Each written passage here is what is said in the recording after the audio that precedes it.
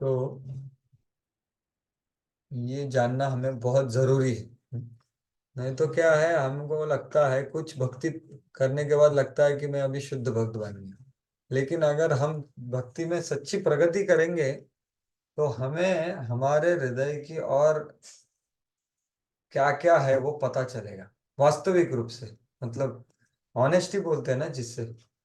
तो ये है, ये जानना बहुत जरूरी है कि प्रॉब्लम बाहर नहीं है, प्रॉब्लम अंदर है, और भक्ति ये अंदर की बात है। ये बाहर की नहीं है। इसलिए यह आवरण हमारी दृष्टि तक सीमित होता है। इसलिए तो इसलिए लास्ट में क्या बोला है कि भले कोई निराकार ब्रह्म या अंतर्यामी परमात्मा की अनुभूति के कारण सिद्ध हो, लेकिन तो देखिए ये क्या है, मैंने जैसे बोला भुक्ति मुक्ति सिद्धि कामी सकल अशांत। तो भुक्ति वाले होते हैं कर्मी लोग, वो भौतिक पदार्थ में और आदान प्रदान में आनंद लेते हैं। वो अगर कर्मयोग करते हैं तो वो मुक्ति कामी हो जाते हैं, उनको निराकार ब्रह्म में विलीन होना होता। नहीं तो सिद्धि कामी बन जाते हैं, अष्टांग योग करके परमात्मा की अनुभूति को कर लेते। लेकिन तभी भी उनके बादल पूरे निकले नहीं हैं। किंतु कृष्ण भावनामृत के बिना वह भगवान श्री कृष्ण को नहीं समझ सकते। तो ये है, श्री कृष्ण को समझना है तो ये सबसे हमें मुक्त होके शुद्ध भक्ति का अनुशीलन करना होगा। शुद्ध भक्त के शुद्ध भक्त के मार्गदर्शन के अनुसार। तो ही ये बादल दूर होने का संभावना है, उनकी कृपा से, ना कि हमारे जानने से। तो अगर कोई, अभी अगला श्लोक बहुत महत्वपूर्ण है, अगले दो श्लोक।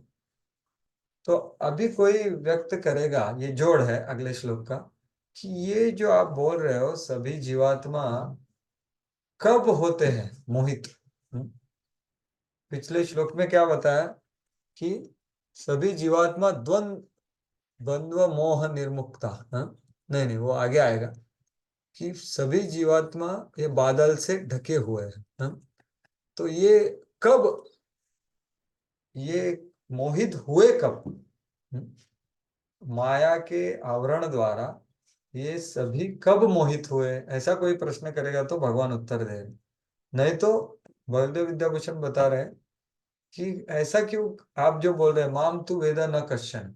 अरे आप तो सब जगह पे उपस्थित हो, सब जगह का स्रोत हो, संहारक हो, पालक हो, सबको शक्ति देने वाले हो। तो आपको जानने वाला सबसे दुर्लभ क्यों है, ऐसा कोई प्रश्न करेगा तो ये दोनों महत्वपूर्ण प्रश्न है। तो ये समझिए, ऐसा प्रश्न का अपेक्षा करके भगवान उत्तर दे रहे हैं। मानो अर्जुन ऐसे प्रश्न करे कि आपको जानने वाला इतना दुर्लभ क्यों है, जो प्रभुपाद जी लास्ट लाइन में बोले इतना दुर्लभ क्यों है। तो उसका उत्तर दे रहे हैं, इच्छा द्वेष समुत्थेन द्वंद्व मोहेन भारत सर्वभूतानि सम्मोह सर्गे यान्ति परन्तप। कौन पढ़ेगा? हाँ, मालिनी शक्ति माता जी पढ़ेंगी, पढ़ सकती है भाषण।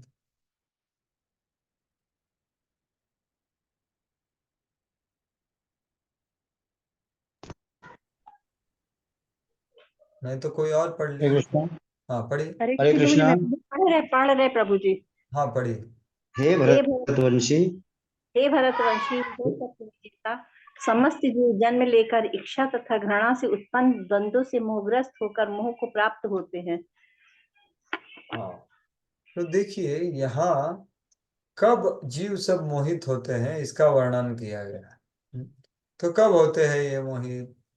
ये बोला गया है कि इच्छा द्वेष समुत्थेन, समुत्थ होना मतलब उदय होने से। कहाँ से उदय होता है? उनकी पहली वाली इच्छाओं से। तो पहले वाले जीवनों से इच्छा और द्वेष।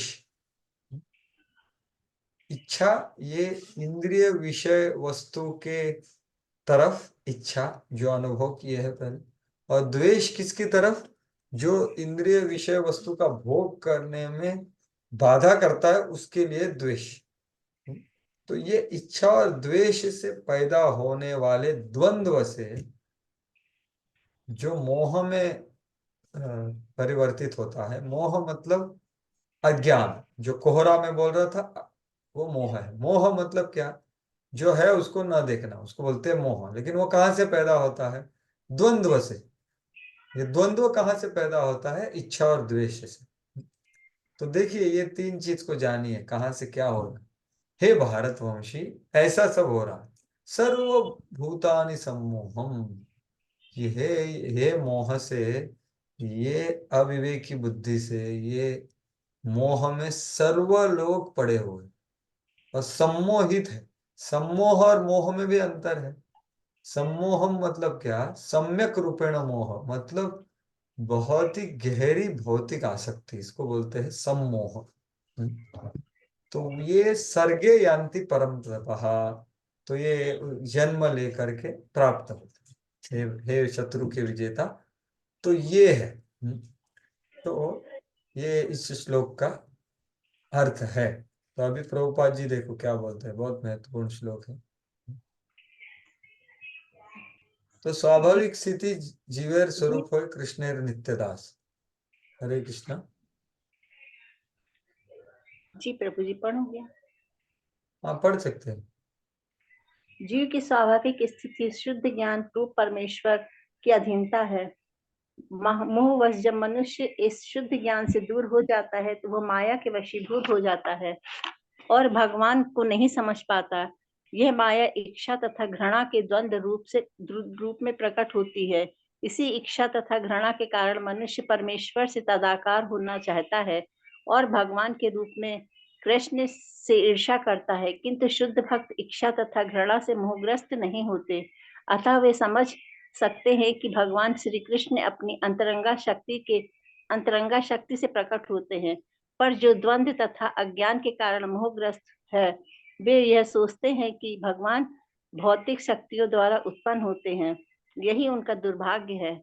ऐसे मोहग्रस्त व्यक्ति मान अपमान, दुख सुख, स्त्री पुरुष, अच्छा बुरा, आनंद पीड़ा जैसे द्वंद्वों में रहते हुए सोचते रहते हैं, यह मेरी पत्नी है, यह मेरा घर है, ये इस घर का मैं स्वामी हूँ और इस स्त्री का पति हूँ। ये ही मोह के द्वंद्व हैं। जो लोग ऐसे द्वंद्वों से मोहग्रस्त रहते हैं वे निपट मूर्ख हैं और वे भगवान को नहीं समझ सकते। देखिए, यहाँ सभी श्लोक का विस्तृत वर्णन है जो मैंने बताया था। तो कौन मोह में नहीं है? सिर्फ शुद्ध भक्त। क्योंकि वो मोह में क्यों नहीं है? क्योंकि वो द्वंद्व में नहीं है। वो द्वंद्व में क्यों नहीं है? क्योंकि उनको इच्छा और घृणा से उनको कोई सरोकार नहीं। क्यों? क्योंकि वो भगवान के संपर्क में है, संबंध में है, अनुभव कर रहे हैं, अंतरंग शक्ति का।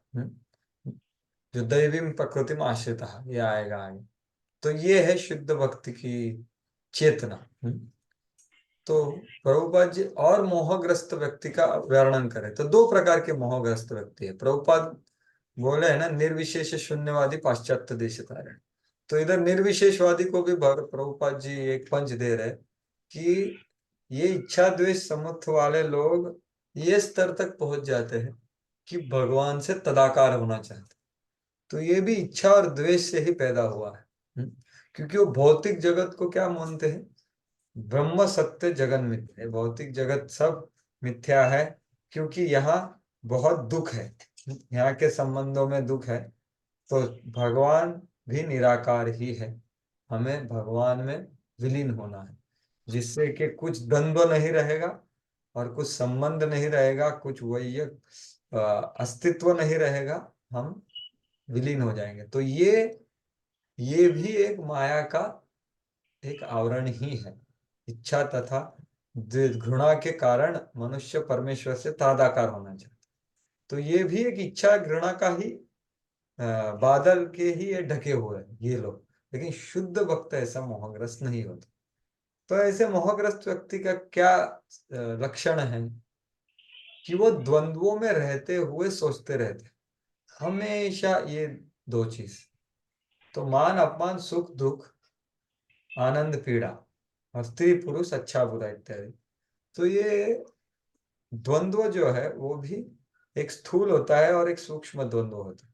तो आनंद पीड़ा, अच्छा बुरा, ये बाहरी रूप का हो गया। आनंद पीड़ा मतलब फिजिकल, शीत उष्ण इत्यादि। थोड़ा मानसिक द्वंद्व मतलब अच्छा बुरा, सुख दुख, और उससे ज्यादा वो है मान अपमान। तो ये सब द्वंद्वों में चिंतित रहते हैं। तो भगवान देखो, द्वंद्व में रहते हुए सोचते रहते हैं, मतलब क्या, वो भगवान के बारे में नहीं सोचते। Those who dwell in duality of delusion, ऐसा प्रभुपाद इंग्लिश में लिखे।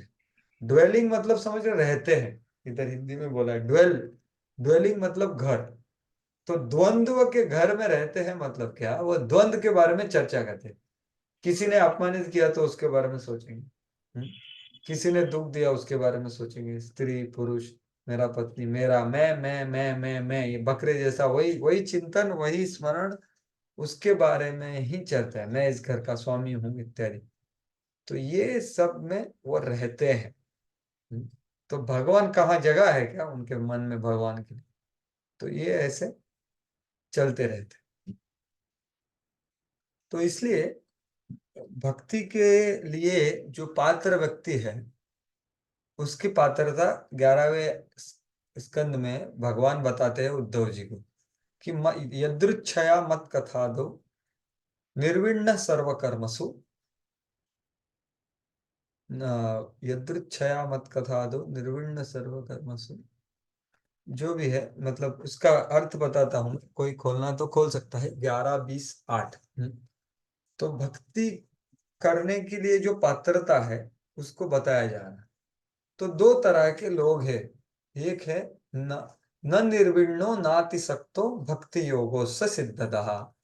तो न निर्विण्णो मतलब बहुत ज्यादा अनासक्त, ये भौतिक जगत का घृणा करने वाला आदमी। प्रभु जी आवाज नहीं आ रही है।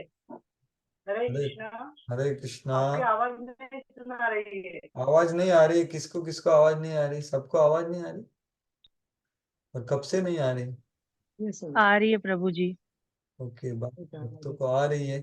माता जी शायद आपका इंटरनेट कनेक्शन का कुछ देख सकते हाँ हैं, शायद ऐसा होगा। क्योंकि जब प्रभु जी पढ़ रहे थे तभी भी आवाज नहीं आ रही थी। इंटरनेट कनेक्शन का कुछ हो सकता है, आप देख सकते हैं। तो मैं ये बता रहा था कि भक्ति की योग्यता क्या है।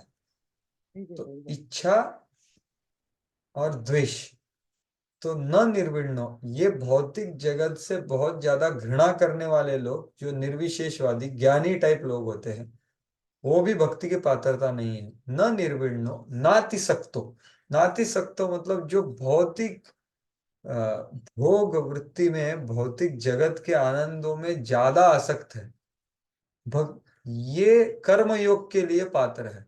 लेकिन भक्ति योग के लिए न निर्विण्णो नातिसक्तो, वो ज्यादा आसक्त भी नहीं होना चाहिए, ज्यादा निरासक्त भी नहीं होना चाहिए। लेकिन भक्ति योग के लिए मध्यम पात्रता बताई गई है। तो यहाँ ये सम्मोह के बारे में बताया। तो इसलिए भक्ति में हमें किसी चीज से घृणा, जैसे मैं कल भी बोल रहा था ना, hate the sin not the sinner इत्यादि, ये हालांकि हमारे शास्त्रों का वाक्यवन नहीं है, ये बाइबल में लिखा गया है, hate the sin not the sinner. Hating, जो घृणा करना है, ये शुद्ध भक्त के हृदय में ऐसी नकारात्मक भावना नहीं हो सकती। हालांकि क्रोध हो सकता है, लेकिन घृणा ये नकारात्मक भाव है। क्रोध है, क्रोध है पूरा का पूरा नकारात्मक नहीं बोला जा सकता, लेकिन क्योंकि जब दूसरे भक्त का अपमानित होता है तभी क्रोध करना ये शुद्ध भक्त का लक्षण है। जैसे नित्यानंद प्रभु के ऊपर जब वह जगाई मधाई ने किया, तब भी महाप्रभु क्रोधित हुए, जो बोलते तृणादपि सुनिचे, तो वो सही है, वो क्रोध आना चाहिए, वो क्रोध नहीं आया तो प्रॉब्लम है। लेकिन हम किसी से घृणा, मतलब शुद्ध भक्त किसी से घृणा नहीं करते, घृणा का कुछ बात ही नहीं है उसकी चेतना में। घृणा क्योंकि नकारात्मक भाव है। और घृणा पाप से क्यों करेगा? पाप पुण्य ये सभी भक्त के लिए एक स्वप्न के समान है, क्योंकि भौतिक जगत क्या है? भौतिक जगत और भौतिक जगत की उपाधियां, व्याधियां, आधियां, ये सभी चीज एक स्वप्न के समान है। इसलिए जीव जागो गौरचंद्र बोले। तो अगर सपने में कोई आदमी आपको कुछ बोल दिया, या सपने में कोई आदमी आपको खुश कर दिया भौतिक स्तर पे, तो आप एक को प्रेम और दूसरे को घृणा करना, ये भी एक भौतिकता ही है। तो इसलिए दोनों चीज एक शुद्ध भक्त नहीं करता। नकारात्मक घृणा भी नहीं, इच्छा इच्छा द्वेष दोनों नहीं है उसमें। इसलिए मत्सर निर्मत्सराणाम सताम। तो ये है। लेकिन वो बाइबल में लिखा है hate the sin not the sinner, वो एक स्तर का वर्णन है। वो सबसे उच्च स्तर नहीं है। हालांकि वो बोलना आसान है। अगर आपको किसने थप्पड़ मार दिया तो आपको बोला जाए कि भाई आप उसको नकारात्मक भाव से मत देखो, तो हम लोग वो दोनों को अलग नहीं देख सकते क्योंकि हमारा दृष्टि देहात्म बुद्धि में डूबा हुआ। लेकिन जब हमें समझ में आता है कि मैं एक कर्ता नहीं हूं, तो मैं करता नहीं हूं तो दूसरा भी करता नहीं है। तीन गुण के द्वारा जो माया है उसको कार्यान्वित कर रही है। तो फिर हम उसको माफ कर सकते हैं, हम उसकी घृणा नहीं करते, उसके लिए प्रार्थना कर सकते हैं। तो घृणा करना ये वैष्णव के हृदय में नहीं होता। तो जब हमारा नकारात्मक भाव आता है तो समझना चाहिए कि भाई मेरे हृदय में कुछ भगवान की तरफ ईर्ष्या है, वो यहाँ प्रकट हो रही है और कुछ नहीं। तो ये मेरे गुरु महाराज कल लेक्चर में बताया, मैंने सुना है कि as soon as you want to criticize anyone, then understand that ये this is envy towards Krishna. तो ये है। तो उसके बारे में ये बताया गया है कि ये द्वंद्वों से मुक्त होता है क्योंकि वो इच्छा द्वेष। तो ये है शुद्ध। तो अब आप बोलोगे कि अरे ये तो सबका प्राय सबका स्थिति है, एटलीस्ट मेरा भी यही स्थिति है। द्वंद्व मोह में प्राय सभी कुछ तरह से इसमें है ही। तो इससे दूर भक्ति के लिए योग्य कौन है? तो मैंने अभी थोड़ा बताया आपको, भगवान अभी क्या बता रहे वो देखिए। तो विश्वनाथ चक्र ठाकुर क्या बोल रहे हैं? जोड़। हाँ, कौन पढ़ेगा अभी? दूसरा कोई पढ़ सकता है? हाँ, करुण कन्हई केशव प्रभु आप पढ़ेंगे जोड़, ये पीले में जो क्या लिखा भक्ति के लिए पढ़ी।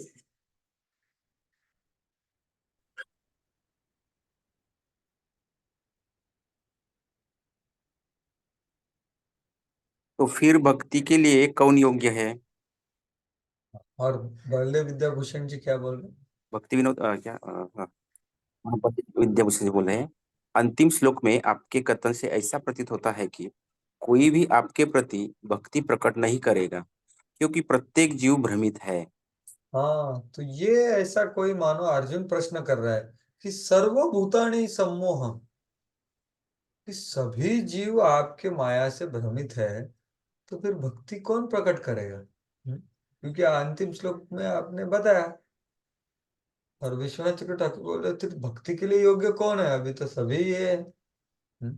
तो फिर भगवान उत्तर दे रहे, ये सबसे महत्वपूर्ण श्लोक है ये अध्याय का, एक तरह से बताया गया। ये शाम तो अंतगतम पापम जनानां पुण्य कर्मणाम ते द्वंद्व मोह निर्मुक्ता भजन्ति माम दृढ़व्रता। हाँ, पढ़िए प्रभु जी, भाषांतर भी पढ़ लीजिए।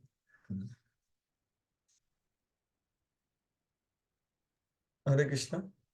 कन्हई केशव को भाषांतर भी पढ़ लीजिए। हरे कृष्ण जी।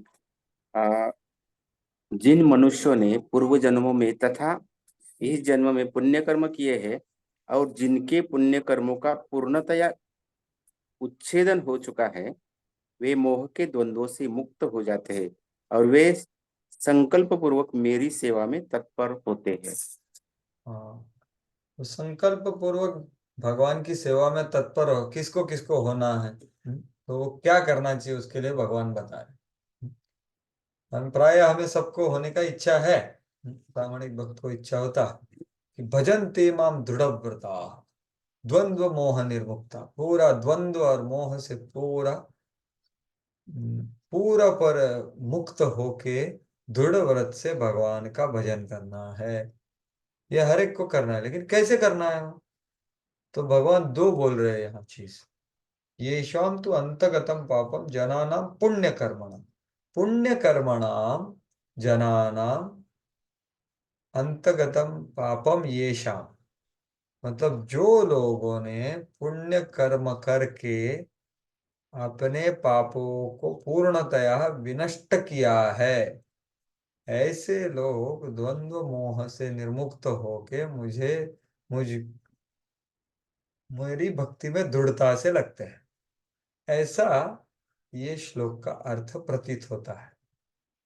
तो फिर पुण्य नगरी जैसे पूना में हम रह रहे, तो पुण्य करने वाले सब लोग भक्त बनने चाहिए। हम्म। यहाँ पे कुछ लोग होंगे जो ने न कभी पाप किया ही नहीं कुछ। उन्होंने पाप कुछ किया नहीं है, तो ऐसे बोले तो सब भक्त बनने चाहिए, ऐसा कोई बोलेगा? हम्म। तो ये पुण्य कर्म का अर्थ क्या है, ये जानना बहुत जरूरी है। तो ये प्रभुपाद जी तात्पर्य में लिखे हैं बलदेव विद्याभूषण और विश्वनाथ चक्रवर्ती के द्वारा। तो ये बहुत जरूरी है। अंतगतम पूर्णतया विनष्ट पाप, ये कब होता है? पुण्य कर्मा से। लेकिन पुण्य का अर्थ क्या है? पुण्य का अर्थ होता है पवित्र, और पुण्य का अर्थ होता है आनंददायक। पुण्यो गंधो पृथिव्याम च तेजसास्मि विभावसौ, ऐसा भी श्लोक होके गया। तो जो धरणी माता में अगर आप पानी डालोगे तो बहुत अच्छा गंध आता है। तो pleasing the smell of the earth is the supreme Lord. तो पुण्य का मीनिंग है प्लीजिंग, आनंददायी। कर्म नाम मतलब कार्य। तो ये पुण्य कर्म का अर्थ है कि महात्माओं के प्रति आनंददायी कार्य करने वाले लोग, ना कि तथाकथित पुण्य करने वाले लोग। तो ये पुण्य है भक्तिमय पुण्य। ठीक है, ये जानना बहुत जरूरी है। तो इसलिए आचार्य लोग लिखे हैं कि ऐसा करने से क्या होता है, महात्माओं की सौभाग्यपूर्ण दयालु दृष्टि होती है। जैसे हिप्पी लोग थे, उन्होंने कितना पुण्य कर्म किया था बताइए? कुछ पुण्य कर रहे थे वो तब भी? कुछ भी नहीं, वो तो पाप ही कर रहे थे, शुद्ध पाप। लेकिन उन्होंने प्रभुपाद जी को खुश किया। प्रभुपाद जी ने जो बोला वो उन्होंने करने का प्रयास किया, और प्रभुपाद जी की दयालु दृष्टि उनके ऊपर पड़ी, और उसमें से कई लोग भक्त बन गए। हम्म। तो उनके पाप पूर्णतया नष्ट हो गए। कैसे नष्ट हुए? तथाकथित पुण्य करने से नहीं, कुछ दान देने से, कुछ उपवास करने से, या कुछ कुआं खोदने से, या कुछ इत्यादि। ये सब तथाकथित भौतिक स्तर पर जो पुण्य है उसका बात हम नहीं कर रहे। यहाँ जो वर्णन है पुण्य कर्मणा का, वो है शुद्ध भक्तों के प्रति आनंददायी क्रिया करने के बाद शुद्ध भक्तों का कृपालु दृष्टि प्राप्त होने से उनका पाप नष्ट हो जाता है। तो ये कौन बोलेगा ये क्या बोल रहे हैं आप? तो लेकिन ये है सिद्धांत, हम पढ़ते हैं। वो है वैष्णव ठाकुर दोयार सागर। क्या है वो? भक्ति विनोद ठाकुर लिखते हैं ना, याहार गंगार पारश होइले पाश्चात्य पावन, दर्शने पवित्र करो ये तुम्हारा गुण। मतलब क्या है, अगर वैष्णव, शुद्ध वैष्णव का आपके ऊपर दृष्टिपात भी हो जाता है ना, तो आपका पाप नष्ट कर सकता है। सोचिए उसमें क्या शक्ति है। तो सोचिए उसने अगर आपके बारे में सकारात्मक विचार किया कि भले ये भक्त हो जाए, फिनिश्ड हो जाएगा आपका काम। तो इसलिए शुद्ध भक्त की संगति करना, उनको खुश करना, उनका कृपा कटाक्ष प्राप्त करना, ये शक्ति है भक्ति में। ये यहाँ पर बताया गया। और ये आप देखोगे कि ये मैं नहीं बोल रहा हूँ, आप अभी प्रभुपाद जी का तात्पर्य पढ़िए। ये सब बल्ले विद्याभूषण विश्वनाथ चक्रवर्ती ठाकुर लिखे हैं। हाँ, तो यहाँ अधिकार का बात हो रहा है। हाँ, तो ये पढ़िए। अभी कौन पढ़ेगा? रास निधि माता जी पढ़ेंगे। हरे इस कृष्ण प्रभु। हाँ, इतना पढ़िए। तात्पर्य पढ़ो प्रभु जी। हाँ, पहला पैराग्राफ। इस अध्याय में उन लोगों का उल्लेख है जो दिव्य पद को प्राप्त करने के अधिकारी हैं, जो पापी, नास्तिक, मूर्ख तथा कपटी हैं। उनके लिए इच्छा तथा घृणा के द्वंद्व को पार कर पाना कठिन है। केवल ऐसे पुरुष भक्ति स्वीकार करके क्रमशः श्री भगवान के शुद्ध ज्ञान को प्राप्त करते हैं, जिन्होंने धर्म के विधि विधानों का अभ्यास करने, पुण्य कर्म करने तथा पाप कर्मों को जीतने में अपना जीवन लगाया है। फिर वे क्रमशः भगवान श्री भगवान का ध्यान समाधि में करते हैं। आध्यात्मिक पद पर आसीन होने की यही विधि है। शुद्ध भक्तों की संगति में कृष्ण भावना व्रत के अंतर्गत ही ऐसे पद प्राप्ति संभव है, क्योंकि महान भक्तों की संगति से ही मनुष्य मोह से उबर सकता है। हाँ, धन्यवाद श्रीमद बेटा। तो यहाँ देखिए क्या बताया गया है कि दिव्य पद को प्राप्त करने की हमें इच्छा है ना, जो मैया आसक्त मन पार्थ, वो कैसे, उसका अधिकार क्या है, यहाँ बताया गया। हम्म। तो जो पापी नास्तिक मूर्ख है तो उनके लिए तो बहुत मुश्किल है, क्योंकि वो द्वंद्वों में लगे रहते हैं। लेकिन जो पुण्यात्मा है वो भी क्रमशः आगे बढ़ते हैं। हम्म। और समाधि ध्यान में इत्यादि जाते हैं, और आध्यात्मिक पद पर आसीन होने की ये विधि है, ये क्रमशः है, ग्रेजुअल। लेकिन शुद्ध भक्त की संगति में कृष्ण भावनामृत के अंतर्गत ऐसी पद प्राप्ति संभव है। तो ये जो ग्रेजुअल एलिवेशन है, कर्म योग, ज्ञान योग, अष्टांग योग, भक्ति योग, ये क्रमशः है। लेकिन भक्ति योग को बोल जाता है कि एक लिफ्ट है, लिफ्ट सुना है आपने, एक लिफ्ट है, ये डायरेक्ट ऊपर लेके जा सकते हैं। लेकिन वो लिफ्ट क्या है? शुद्ध भक्त की संगति। तो ऐसी पद प्राप्ति संभव है डायरेक्ट। क्यों? क्योंकि महान भक्तों की संगति से ही मनुष्य मोह से उबर सकता है। तो मोह से उबरने का दो चीज है, एक है क्रमशः जाओ, ये योगा लैडर से कर्म योग, अष्टांग योग, ज्ञान योग, भक्ति योग इत्यादि, यहाँ शुद्ध भक्त की संगति में। लेकिन ये क्रमशः जाओगे तो भी मोह से दूर नहीं होंगे जब तक आप शुद्ध भक्त से नहीं मिलते। लेकिन आप कोई भी हो, पापी भी हो, जैसे प्रभुपाद जी ने बोला 4 प्रकार के दुष्कृति लोग या 4 प्रकार के सुकृति लोग, दोनों भगवान के शुद्ध भक्त के संगति में आके मोह से उबर सकते हैं।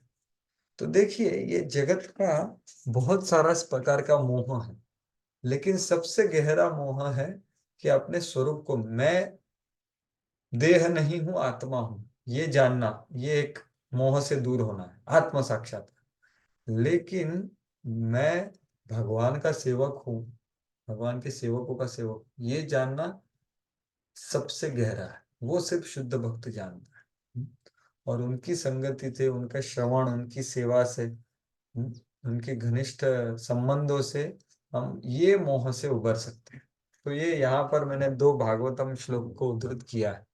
तो पहला श्लोक है, कपिल देव जी बोलते हैं, सताम प्रसंगात मम वीर्य संविदो भवन्ति हृत्कर्ण रसायन कथा, तो इत्यादि। तो ये श्लोक क्या बोलता है कि भाई प्रसंग, जो शुद्ध भक्त का प्रसंग करता है, प्रकृष्ट रूपेण जो सताम मतलब शुद्ध भक्त का संग करता है, वो भक्ति में श्रद्धा रतिर भक्तिर अनुक्रमिष्यति, वो भक्ति में क्रमशः प्रगति करता है, और उसको अनर्थ निवृत्ति हो करके उसको निष्ठा प्राप्त होती है। क्यों? क्यों? भवंती हृत कर्ण रसायन कथा, क्योंकि वो सताम शुद्ध भक्तों की संगति में क्या सुनेगा? वो कृष्ण कथा, कृष्ण नाम सुनेगा, और वो शुद्ध आध्यात्मिक ध्वनि जो शुद्ध भक्त के हृदय से प्रकट हुआ है प्रेम के वश, वो हृदय में पहुंचेगा तो वो हृदय और कान को आनंददायी होता है। और वो कथा के द्वारा, वो हरिनाम संकीर्तन सुनने के, श्रवण करने के बाद द्वारा उसका अनर्थ निवृत्ति होता है, और वो निष्ठा के स्तर पे पहुंचता है, और उसके आगे फिर आसक्ति भाव प्रेम तक पहुंचता है। ये है कपिल देव का शिक्षा। 3:25:25, 3:25, 24 और 25, ये दोनों है। तो भगवान क्या बोलते हैं 24 में कि हे साध्वी, तये साधवा साध्वी सर्वसंग विवर्जिता, तेषां ते तेषु संघ प्रार्थ्य संग दोष हराहिते।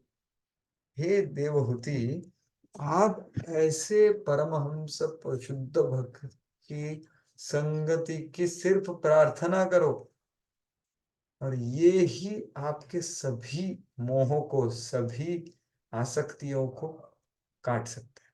बाकी कोई नहीं कर सकता, क्योंकि वो किसी से भी आसक्त नहीं है, वो सिर्फ मुझसे आसक्त है। उनका संग प्राप्त करना मतलब मेरा संग प्राप्त करना है, इसमें कुछ अंतर नहीं है। तो आप में कुछ में से अनुभव किया होगा, बहुत वरिष्ठ उन्नत शुद्ध भक्तों से जब हम कथा सुनते हैं, हमारे गुरुजनों से, गुरु वर्ग से, तो उनकी कथा में कुछ अलग स्वाद होता है, अलग गहराई होती है, अलग अनुभव होता है। क्यों? क्योंकि ये है सिद्धांत। और दूसरा, और वही 25वें श्लोक में क्या बोल रहे हैं कि इससे ही अनर्थ निवृत्ति होगा। अगर आप कोई प्रकृष्ट रूपेण संग नहीं लोगे महान भक्तों का, आप तथाकथित भक्तों का संग लोगे तो सिर्फ भजन क्रिया होगी, अनर्थ निवृत्ति नहीं होगी। बहु जन्म करे यदि श्रवण कीर्तन, तब तो ना पाए कृष्ण पदे प्रेम धन। तो ये है। तो इसलिए महान भक्तों की संगति ये बहुत महत्वपूर्ण चीज है। वही चीज भगवान उद्धव को बता रहे 11-26-26 में, कि बहुत आप तीर्थों में जाके नहाओ, मंदिरों का दर्शन करो, या बहुत सारा दान धर्म करो, उससे जो मन के हृदय में सबसे गहरी आसक्ति वो नहीं जा सकती। लेकिन सबसे गहरी आसक्तियां जा सकती हैं महत की उक्ति से। वो यहाँ बोल रहे हैं 11-26-26। तो ये अल्टीमेट ऑपरेशन सिर्फ शुद्ध भक्त कर सकते हैं, बाकी कोई नहीं कर सकता, और वो उनकी उक्ति से करते हैं, ऐसा बोला है भगवान खुद बोल रहे हैं 11-26-26। इसलिए हमें पूरे मोह से दूर जाना है तो हमें शुद्ध भक्त का संगति के लिए लालायित होना चाहिए, प्रार्थना करना चाहिए। और जब उसको प्राप्त होने का हमें मौका मिलता है तो उसका पूरा हृदय कान खोल करके उनका संग लेना चाहिए। तो ये है बहुत महत्वपूर्ण विधि हमारे द्वंद्व और मोह से निर्मुक्त होने की। और आगे भगवत जी बोलते हैं, अरे भाई यही तो शुद्ध भक्त क्या करते हैं, इसलिए तो भगवान में विश्व में भ्रमण तो इसलिए तो करते हैं। और कुछ भ्रमण करने का उनका तात्पर्य है ही नहीं। भगवान के सारे भक्त विश्व भ्रमण इसलिए करते हैं जिससे बद्ध जीवों को उनको मोह से उबार सके। तो देखिए भगवान का यही योजना है, शुद्ध भक्ति यही योजना जान करके घूमते हैं। लेकिन तो भी मोह से वो सबको दूर क्यों नहीं करते? क्योंकि वो मोह से दूर करते किसको? जो उसका इच्छुक है, जो उनका संग लेने के लिए लालायित है, जो उनको उनसे और कुछ नहीं चाहता। समझ रहे? शुद्ध भक्त से वो आपको देख करके जान सकते हैं कि आप उनके पास क्यों आए हैं। आपको गार्लैंड चाहिए कि आपको शुद्ध भक्ति चाहिए, आपको हृदय का शुद्धिकरण कर। तो सिर्फ आप जब गुरुजन प्रभुपाद जी के शिष्य गुरु जब आते हैं तो जब सिर्फ हम उनके सामने नाचते हैं और वो चले जाने के बाद फिर अपना दैनंदिन जीवन जीते हैं, तो ये सब वो जान सकते हैं। तो हम सिर्फ दिखावे के लिए कुछ कर सकते हैं, उनका संगति और एक सेल्फी ले लेंगे और घुमाएंगे, देखो मेरे घर में महाराज आ गए, मेरे को ये गारलैंड मिला, ये सब ठीक है, अच्छी बात है, इसके लिए होना चाहिए। लेकिन सबसे महत्वपूर्ण क्या है? उनकी संगति, मतलब परि परिपात परिप्रश्न सेवा, ये 3 चीज हमने करना चाहिए जब शुद्ध भक्त। प्रणिपात मतलब उनके चरणों में जाके उनसे श्रवण करना है हृदय खोल के। जब श्रवण क्या होता है वो हमने चर्चा की। दूसरा है परिप्रश्न करना, स्वीकार करने का प्रयास करना, वो जो बोल रहा है अगर नहीं हो रहा है तो नम्रता से विनीत भाव से उसको ग्रहण करने के लिए प्रश्न कर सकते। और तीसरा है वो उड़ गए वैसा से तो उनकी सेवा कर सकते। तो ये 3 चीज है यहाँ बताया गया। इसके लिए वो सब जगत घूम रहे हैं, लेकिन वो देख रहे किसका इच्छा है, सबको धनम जन्म सुंदरी और कुछ चाहिए ही नहीं किसी। तो वो जो देखते हैं और फिर उसको वो प्रदान कर सकते, उसके लिए वो घूम रहे। सोचो वो देने के लिए घूम रहे हैं, लेकिन जो चाहता है उसको वो करेंगे। तो इसलिए ये दिया गया, इसलिए इधर बोला है लास्ट में, आप देखिए जब तक हम अपनी, हाँ ये लास्ट पार्ट पढ़िए, मायावादी, यहाँ से पढ़िए। ओह सॉरी, मैंने शेयरिंग बंद किया ना, तो लास्ट वाला ये बोल रहा हूं मैं।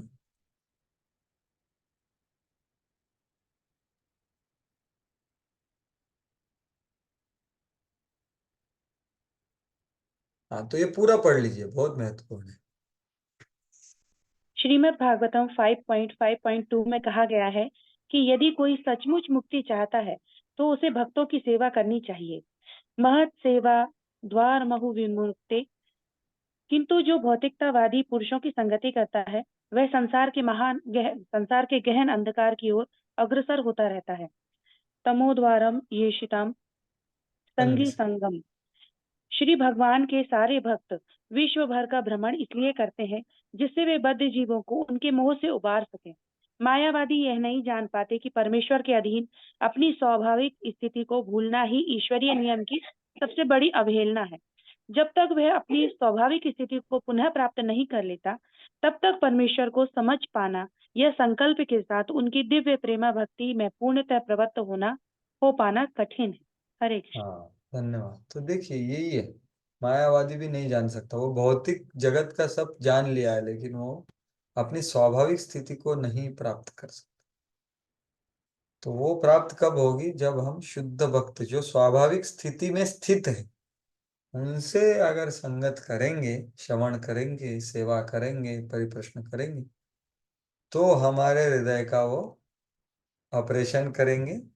और ऑपरेशन मतलब ये द्वंद्व और मोह को, अपने हृदय दुर्बलता को, जो मैंने सब बादल बिदल जब बताया है, कोहरा बादल, वो सब हटा सकते एक सेकंड में। प्रभुपाद जी वो किए हैं हिप्पियों के साथ। तो फिर संकल्प के साथ उनकी देव प्रेम भक्ति में पूर्णतया प्रवृत्त हो पाना ये बहुत कठिन है। ये स्वाभाविक स्थिति में प्राप्त नहीं कर लेता तब तक। तो इसलिए यहाँ जनानाम पुण्य कर्मणाम का अर्थ है शुद्ध भक्त की संगति। तो देखिए बलदेव विद्याभूषण क्या बोल रहे हैं, अंतगतम पापम, इसका अर्थ क्या है? पाप का विनाश शुद्ध भक्तों की दयालु दृष्टि से होता है। शुद्ध भक्तों को प्रसन्न कार्यों के कारण दया रूप में प्राप्त होता है। तो पुण्य कर्मण, हाँ, मतलब जब हम ऐसे कार्य करते हैं जिससे शुद्ध भक्त का एक स्मित हास्य हो जाए अपने ऊपर, तो उससे बहुत कुछ हो सकता है। हमारे बहुत साल के प्रयास के द्वारा जो अनर्थ निवृत्ति हो सकता है, उससे ज्यादा शुद्ध भक्त को खुश करने से हो सकता है। इसलिए हम संगति बहुत सही तरह से करना चाहिए। जो उपदेशामृत आपका हो गया ना? नहीं हुआ शायद, नहीं हुआ ना? आपका ईशोपनिषद हो गया हुआ? प्रभु जी, पहले हो सबसे गया पहला। प्रभु जी, हो गया। ओके, उपदेशामृत में जो 5वां श्लोक है उसमें बताया गया है 3 प्रकार के लोग। क्या है वो बताइए? संगति कैसी करनी है ऐसा बताया ना। चौथा श्लोक तो क्या है? वो 6 चीज, आदान प्रदान, प्रेम का आदान प्रदान, ददाति प्रतिगृह्णाति गुह्यम आख्याति पृच्छति। उसके आगे वाला श्लोक क्या बोलता है? इसको याद है?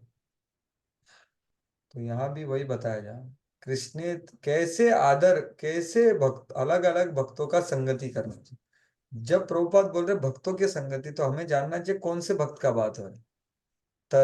कौन से भी भक्त का संगति नहीं, सभी भक्तों का आदर करना चाहिए, उनका सेवा करना चाहिए, उनको देख करके खुश होना चाहिए। लेकिन संगति किसका करना चाहिए वो बताया जा रहा है। किसका प्रार्थना करना चाहिए? कृष्णेति यस्य गिरिताम मनसा ध्रियेत। जो कृष्ण का एक बार नाम लेता है उसको मन में हृदय पूर्वक आदर करना चाहिए। जो दीक्षित है, जो विग्रह का सेवा कर रहा है, उसको दंडवत प्रणाम करना चाहिए। तीसरा क्या है, कोई याद है? उसका ही इधर बात हो रहा है इसलिए पूछा। हम्म। उत्तम उत्तम जो होते हैं, उत्तम भागवत, हाँ, तो उत्तम क्या करना चाहिए उनका? उनका प्रचार संग। करने वाले उत्तम भागवत जनों का। हाँ, लेकिन उनका संग कैसे करना चाहिए, उनको आदर कैसे करना चाहिए? उनका कहना मानकर। पर जैसे और नहीं, उनके वो तो आपने जनरल नॉलेज बताया, मैं बोल रहा हूँ रूप गोस्वामी क्या बताया वो पूछ रहा हूँ। उपदेशामृत वपु सेवा, शुश- वाणी सेवा। वाणी शुश्रूषया सेवा। भजन विज्ञम अनन्य मन्य निंदादि शून्य हृदय इप्सित संगलब्ध। तो आप आपका भाषांतर खोल के देख सकते हो। उसको शुश्रूषा करना चाहिए, उनका सेवा करना चाहिए। शुश्रूषा का दोनों अर्थ होता है, एक है वपु सेवा और वाणी सेवा, भी किसी ने बताया। तो दोनों का अर्थ शुश्रूषा होता है। जो भजन विज्ञ है, जो उत्तम अधिकारी है, तो उत्तम अधिकारी को प्राप्त किया। ऐसे आदमी का सेवा करना चाहिए, श्रवण करना चाहिए। और लास्ट एक्चुअली ये चौथा स्तर है, जो जो लास्ट है वो तीसरे में उन्नत स्तर है बोल सकते, वो है निंदादि शून्य हृदय ईप्सित। निंदा से पूरा शून्य हृदय जिसका है उसको परमहंस बोलते हैं। वो उत्तम अधिकारी ने वो उत्तम भक्त हो गया, परमहंस। ऐसे भक्त का संग का सिर्फ इच्छा करना चाहिए, लालायित होना चाहिए। हृदय ईप्सित संग लब्धा। क्योंकि अपना जो इच्छा होता है वो हमें प्राप्त होता है, तो इच्छा क्या करना चाहिए वो बताए। तो शुद्ध भक्त को हम बोलेंगे प्रभु जी हमारा क्या है, हमें जो पर्सनल सर्वेंट है उनको बहुत चांस मिलता है, हमें कुछ नहीं मिलता। लेकिन हमारी इच्छा है क्या, लालायिकता है क्या, हमें प्रसन्न कार्यों के उनका दयालु दृष्टि का शक्ति पता है, या हमें वो कार्य करने में इतना उत्सुकता है क्या जितना हम क्योंकि भगवान अपना प्रार्थना सुनते हैं, तो इसलिए ये जानना जरूरी है। और दृढ़ व्रता तो ये जो प्रसन्न कार्य करने से दयालु दृष्टिपात होता है, उससे पाप नष्ट होता है, उससे दृढ़ भक्ति में दृढ़ता आ सकती है। शुद्ध भक्त की संगति के प्रभाव से उत्पन्न दृढ़ विश्वास से स्थिरता प्राप्त होती। जो स्टेडीनेस है भक्ति में, वो अपने बाहरी चीजों से प्राप्त नहीं होता कि मैं इतना माला करता हूँ। अच्छा है, ज्यादा कर सकते हैं माला, पढ़ाई इत्यादि, लेकिन जो वास्तविक स्थिरता है, वास्तविक दृढ़ विश्वास है, वो शुद्ध भक्त के हृदय से मिलता है, बाकी किधर से नहीं मिलता। तो यही यहाँ बताया जा रहा है। और वही चीज आप देखोगे भगवान खुद इनको बोले हैं, तो उसमें वो हम नहीं जाएंगे अभी।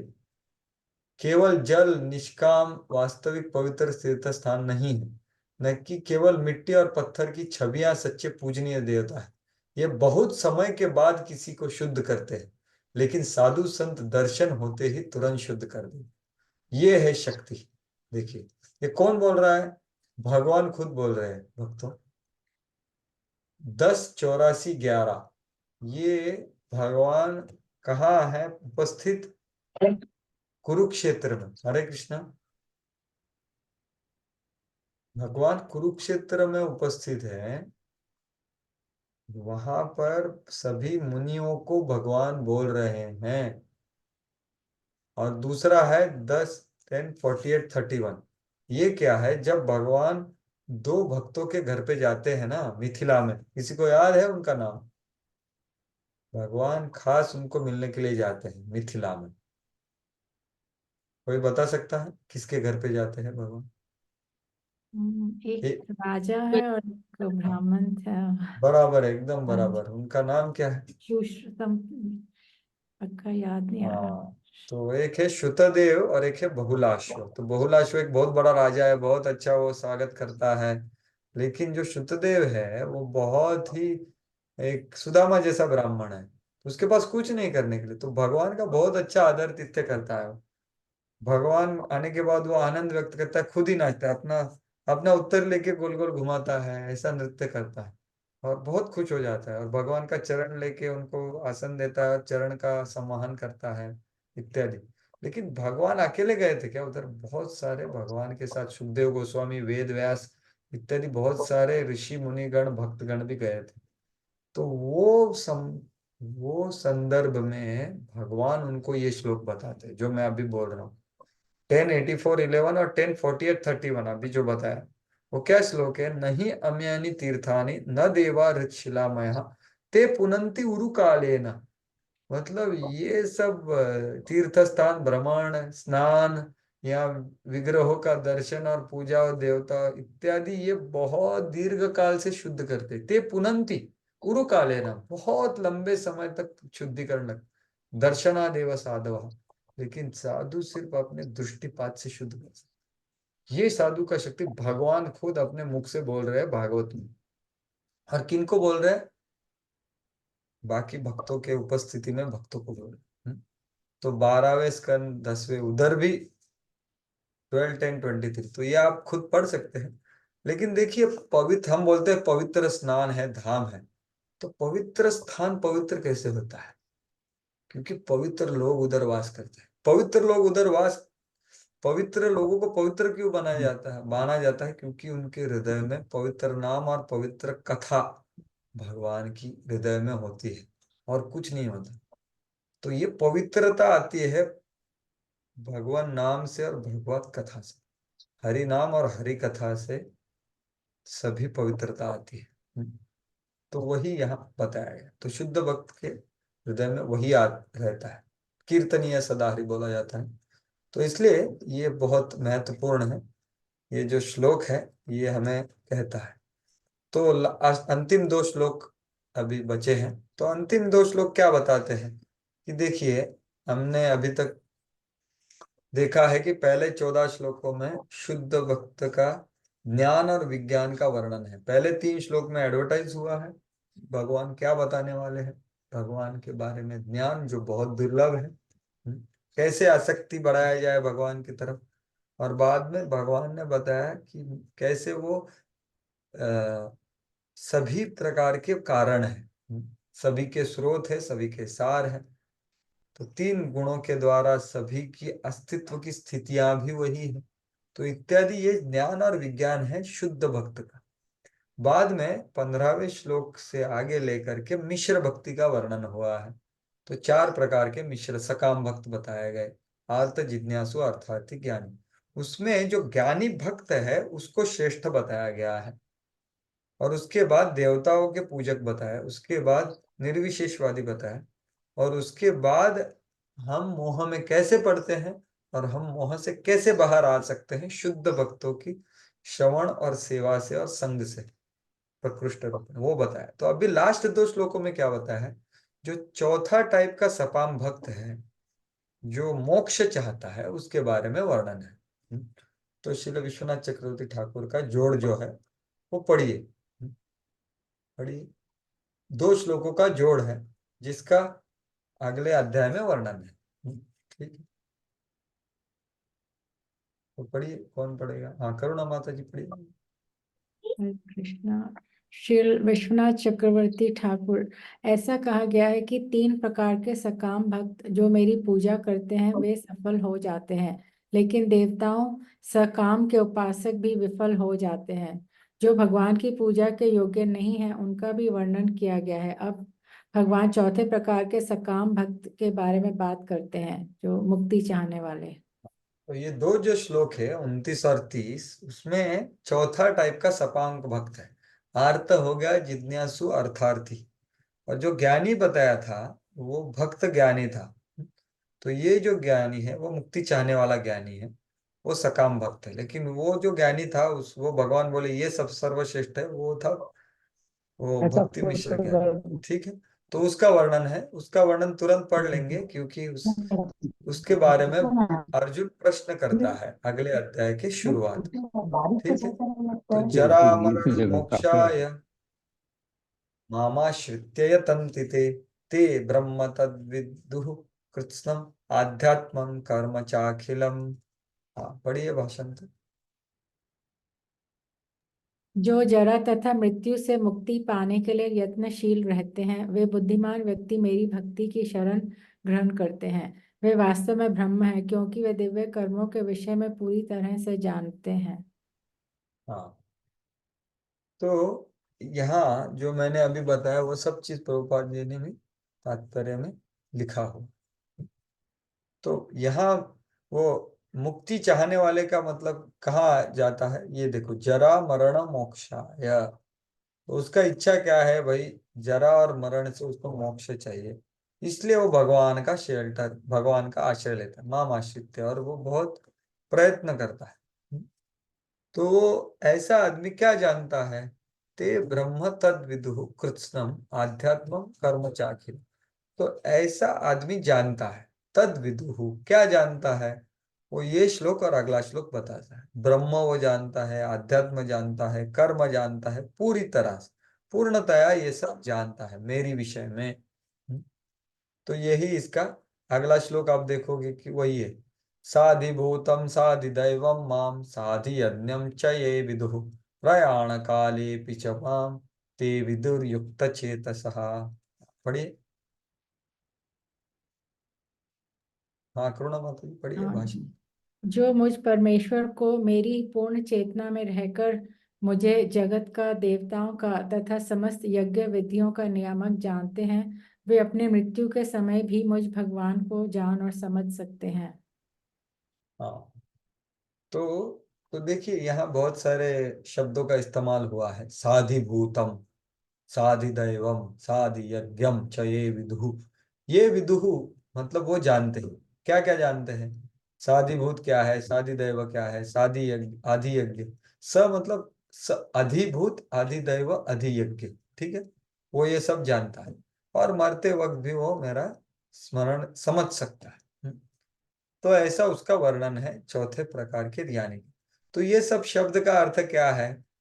तो ये हमारे दिमाग में भी आ सकता है। तो अर्जुन हमारे दिमाग का जान के यही प्रश्न अगले अध्याय की शुरुआत में पूछता है। तो उसके बारे में हम चर्चा करेंगे अगले अध्याय में, अभी तुरंत। लेकिन यहाँ देखिए, इतना पढ़ सकते हैं।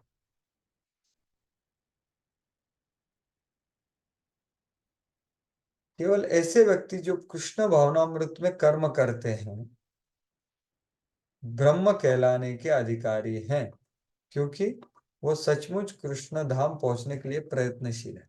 ऐसे व्यक्तियों को कृष्ण के विषय में कोई भ्रांत नहीं रहती और वे सचमुच ब्रह्म है। तो यहाँ क्या बताया जा रहा है कि जो भगवान के धाम जाना चाहते हैं तो वो भगवान के विषय में उनको कुछ भ्रांतता नहीं होती, भ्रांति नहीं रहती। भ्रांति मतलब क्या? अभी इंग्लिश में प्रभुपाद जी लिखे हैं, they don't have any misgivings about Krishna. तो कृष्ण के बारे में भ्रांति मतलब कृष्ण के नाम, रूप, गुण, लीला, कार्यकलाप के बारे में कुछ भ्रांति मतलब मिसगिविंग, कुछ संशय, कुछ इल्यूजन बोल, शंका। हाँ, इल्यूजन। इल्यूजन। हाँ, ये वही तो बोल रहा हूँ, ये भ्रांति ट्रांसलेशन इल्यूजन का होता है। लेकिन उधर प्रभुपाद जी ने मिस गिविंग शब्द का इस्तेमाल किया। मिस गिविंग होता है हमारे मन में, हृदय में होता है। डाउट होता है बुद्धि में। तो आप अभी पता नहीं मेरे को, मिस गिविंग का भाषांतर कोई कर सकता है तो कर लीजिए। मिस गिविंग को कोई बता नहीं चाहेगा मिस गिविंग मतलब क्या? चिंता विरहित शायद हाँ, हो सकता है क्या? चिंता विरहित ऐसा हो सकता है क्या? हम बोले ना कुछ भ्रांत नहीं है उसको, हाँ, नहीं वही बोल रहा इसी हूँ प्रकार इस।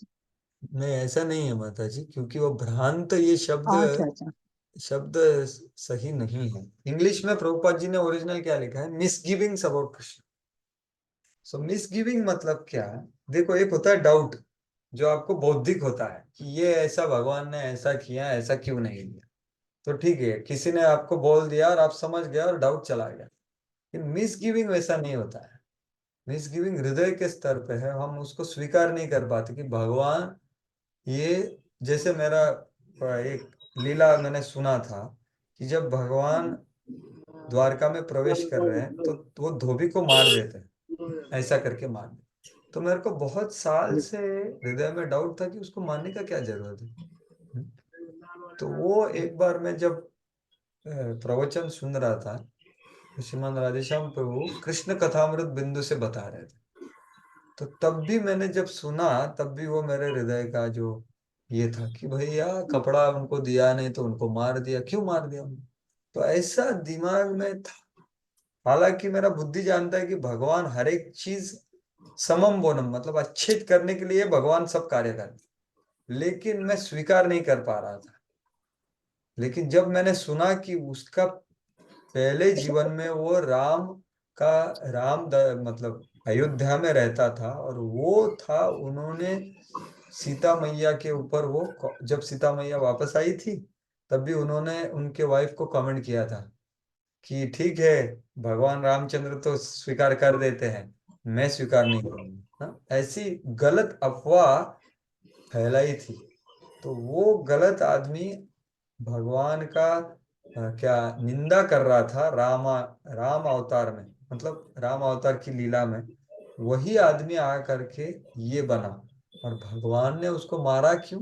क्योंकि यहाँ भी वो निंदा कर रहा था। जितना भगवान का निंदा करेगा उतना वो गिरेगा ना, क्योंकि वो अभी कंस का सेवक था। तो इसलिए उन्होंने गोप गोप और कृष्ण बलराम का भी अपमान किया।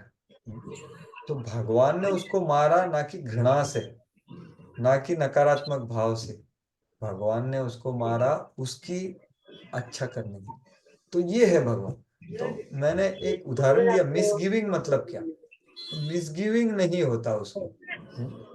गैर ये समझ, हरे कृष्ण, हाँ गैर समझ। हाँ, मराठी में बोल सकते हैं गैर समझ। लेकिन ये बौद्धिक नहीं है, समझिए, गैर समझ ये एक हृदय का बात है। मतलब आप जानते हो लेकिन स्वीकार नहीं कर सकते। अगर आप आत्मनिरीक्षण करोगे तो आपको फर्क पता चलेगा इस संशय में, और मतलब डाउट एंड मिसगिविंग, इसमें क्या अंतर है। एक सेकंड, संदेह बोला है, ठीक है, डर, भय, गूगल ट्रांसलेटर खत्म। वो क्या बताए, शुभहा, शक, शक, शक बोला है, शक, अविश्वास, ये सही शब्द है, शक और अविश्वास। भगवान की तरफ शक और भगवान की तरफ अविश्वास, ये है, इससे वो मुक्त होता है। तो ये यहाँ बताया गया है अगले लास्ट श्लोकों में। तो जो बाकी लोग ये नहीं कर सकते, तो इसलिए वो क्या जानता है, ये सब 8 चीज जानता है। तो वो 8 चीज क्या है, वो अगले अध्याय का अभी हम शुरुआत करेंगे। और शुरुआत करने से पहले अगर किसी का, नहीं ठीक है, प्रश्न के लिए नहीं, हमें 8वां अध्याय चालू करना है अभी, तो हम 8वां अध्याय को शुरुआत करते हैं। बाद में अगर किसी का कुछ प्रश्न है, शंका है, व्यक्त कर सकते हैं। हरे कृष्णा, माता जी कृपया म्यूट कीजिए, कौन है। तो अभी 8वां अध्याय को हम शुरुआत करेंगे। तो 8वें अध्याय में क्या है उसका देखते हैं। तो कौन से भी अध्याय जानने के लिए उसका कारिका बोला जाता है। कारिका मतलब क्या, उसका सारभूत रूप में बताया गया। प्रभुपाद जी भी अपने पहले श्लोक के 8वें अध्याय के पहले श्लोक के तात्पर्य में ही उसका सार दे देते हैं। तो वो और ये सेम है। तो देखिए, मार रहे पत्थर फिर आप है ना वहाँ पे अभी कौन मेरा है। क्लास चालू है। हाँ मेरा, कृपया आप म्यूट कीजिए, सॉरी। तो 8वें अध्याय का सार देखिए क्या है। बलदेव विद्याभूषण जी बोल रहे हैं, उक्तान पृष्ठ क्रमाद व्याख्या ब्रह्मादीन हरिराष्टमे योग मिश्राश्च शुद्धाश्च भक्ति मार्ग द्वयम तथा। तो अष्टम अध्याय में क्या दिया है, देखिए नीचे वाला पढ़िए, कोई कौन पढ़ेगा, जो दिख रहा है वो पढ़ सकते हैं, कौन पढ़ेगा, कौन वॉलेंटियर करेगा, करिए। हरे जो, कृष्ण। हाँ पढ़िए। आठवें अध्याय में अर्जुन द्वारा पूछे जाने पर कृष्ण अंतिम अध्याय के अंत में उल्लिखित ब्राह्मण से शुरू होने वाली विभिन्न वस्तुओं की व्याख्या करेंगे। फिर वह भक्ति के 2 मार्ग बताएंगे, योग मिश्रित भक्ति और शुद्ध भक्ति। ठीक है, उक्तान पृष्ठ क्रमाद व्याख्यात ब्रह्मादीन हरिरष्टमे। हरिरष्टमे मतलब भगवान हरि अष्टम अध्याय में, पृष्ठ मतलब पूछे गए प्रश्नों की, उक्तान मतलब जो 29वें और 30वें श्लोक में ये शब्द आपने सुने, आदिभूत, आदिभ, दैव, अध्यात्म, ब्रह्म, कर्म इत्यादि, उसके बारे में अर्जुन ने पूछा और भगवान क्रमाद उसकी व्याख्या करेंगे, उत्तर देंगे। ये एक चीज है, वो पहले 4 श्लोकों में है या पहले 8 श्लोकों में है। और बाकी के अध्याय में क्या बताया जाएगा, योग, 2 प्रकार का भक्ति, एक योग मिश्र भक्ति और एक शुद्ध भक्ति। तो देखिए, हम सार के सार में प्रवेश कर रहे हैं हम क्रमशः। अभी मिश्र भक्ति, अभी शुद्ध, 9वां अध्याय पूरा शुद्ध भक्ति है, बराबर। तो 8वें अध्याय में भी शुद्ध भक्ति का थोड़ा सा वर्णन है। तो योग मिश्र भक्ति, हालांकि जो 7वां अध्याय हमने चर्चा किया उसमें कर्म मिश्र, ज्ञान मिश्र भक्ति का वर्णन हुआ। जो अंतिम जो आदमी था वो ज्ञान मिश्र भक्त था। कर्म मिश्र मतलब ये सब हो गए आर्त, जिज्ञासु इत्यादि अर्थात। अभी योग मिश्र भक्ति का वर्णन होगा और शुद्ध भक्ति का वर्णन। ठीक है, ये है ये सार का ये और ये अध्याय में ब्रेकअप क्या है इसका, विहंगावलोक। तो अटेनिंग द एब्सोल्यूट ये नाम है, प्रभुपाद जी ने दिया है, या तारक ब्रह्म योग। तो 1 से 4 श्लोक में भगवान कृष्ण अर्जुन के प्रश्नों का उत्तर देते हैं। तो अर्जुन प्रश्न करते हैं पहले 2 श्लोकों में, और दूसरे 2 श्लोक में भगवान उसका संक्षेप में उत्तर देते हैं। और सबसे अंतिम जो प्रश्न है अर्जुन का, उसको विस्तार रूप से वर्णन करते हैं 5 से लेकर के 8 तक, क्योंकि वो पूछते हैं मरने के वक्त वो कैसे स्मरण करता है। बहुत महत्वपूर्ण ये अध्याय का ये पाठ है। उसके बाद भक्त योग मिश्र भक्ति का वर्णन है, उसका विधि क्या है जो हमें नहीं करनी लेकिन हमें जाननी है, 9 से लेके 13 में। और 14 से लेके 16 में शुद्ध भक्ति के बारे में वर्णन है, अनन्य भक्ति उसका वर्णन है। उसके बाद 17 से लेके 19 और 19 से लेके 22 उसमें 2 चीज बताया, भौतिक जगत और आध्यात्मिक जगत, इसका तुलना हुआ है। 17 से लेके 19 भौतिक जगत, 19 से 22 आध्यात्मिक जगत इत्यादि। और लास्ट में भक्ति सर्वोच्च योग है, भक्ति का श्रेष्ठत्व बताया है।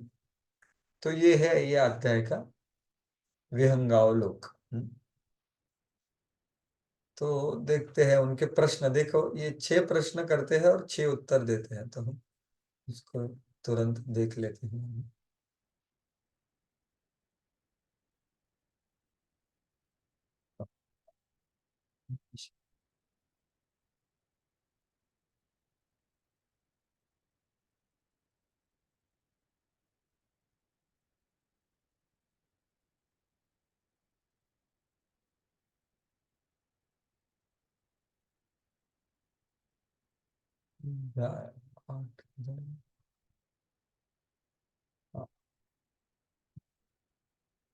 तो पहला श्लोक से शुरुआत करें। तो अर्जुन ने सुन लिया इतना सारा कि ये जो जरा मरण मोक्षाय आदमी है, माम आश्रित यतन्ति ते विदुहु, वो जानते हैं, ये 6 चीज को जानते हैं, ब्रह्म, अध्यात्म, कर्म, आदिभूत, आदिदैव। तो अर्जुन तुरंत पूछ रहे हैं कि भाई ये सब क्या है। तो ये जोड़ है इसका। अर्जुन उवाच किम तद्ब्रह्म किम आध्यात्मम किम कर्म पुरुषोत्तम आदिभूतम च किम प्रोक्तम आदिदैवम किमुच्यते। हाँ, पढ़िए भाषांतर तुरंत। मैं पढ़ू प्रभु जी? हाँ पढ़िए।